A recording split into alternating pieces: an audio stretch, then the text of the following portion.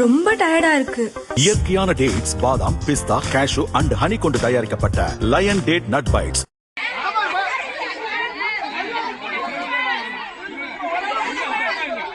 கரூர் வெண்ணெய்மலை பாலசுப்பிரமணியசாமி கோயிலுக்கு சொந்தமான 560 ஏக்கர் நிலத்தை மீட்க கோரி திருத்தொண்டர் அறக்கட்டளையின் நிறுவனர் ராதாகிருஷ்ணன் சென்னை ஹைகோர்ட்டில் பொதுநல வழக்கு தொடர்ந்தார். வழக்கை விசாரித்த கோர்ட், கரூர் மாவட்ட நிர்வாகம் கோயில் நிலங்களை மீட்டு அறநிலையத்துறையிடம் ஒப்படைக்க உத்தரவிட்டது.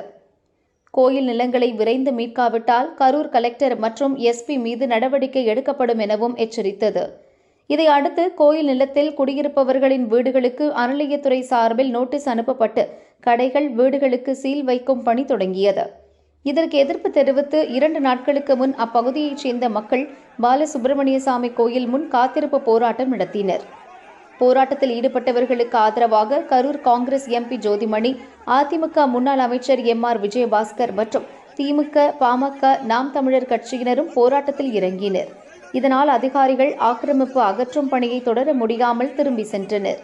இந்நிலையில் இன்று காலை கோயிலுக்கு சொந்தமான நிலத்தில் கட்டப்பட்ட 42 கடைகள், 2 செல்போன் டவர்களை போலீஸ் பாதுகாப்புடன் அகற்ற அறநிலைய அதிகாரிகள் வந்தனர்.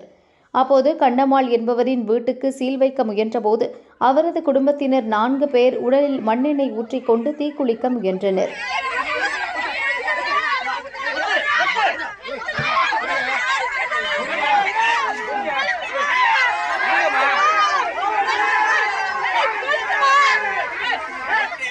அவர்களை போலீசார் தடுத்து நிறுத்தினர்.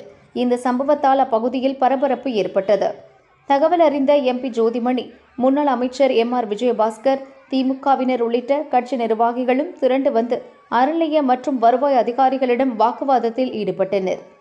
பிறகு அதே இடத்தில் 4 மணி நேரத்திற்கு மேலாக போராட்டத்தில் ஈடுபட்ட ஜோதிமணி, விஜயபாஸ்கர், திமுக ஒன்றிய செயலாளர் முத்துக்குமார், பாமக மாவட்ட தலைவர் பிரேம்நாத் உள்ளிட்டோரை போலீசார் கைது செய்து மண்டபத்தில் அடைத்தனர். இதேபோல அதிகாரிகளை கண்டித்து கரூர் சேலம் தேசிய நெடுஞ்சாலையில் மறியல் போராட்டத்தில் ஈடுபட்ட 100 பேரையும் போலீசார் கைது செய்தனர். கைது சம்பவத்தை அடுத்து ஆக்கிரமிப்பை அகற்றும் பணியை அதிகாரிகள் தொடர்ந்து வருகின்றனர்.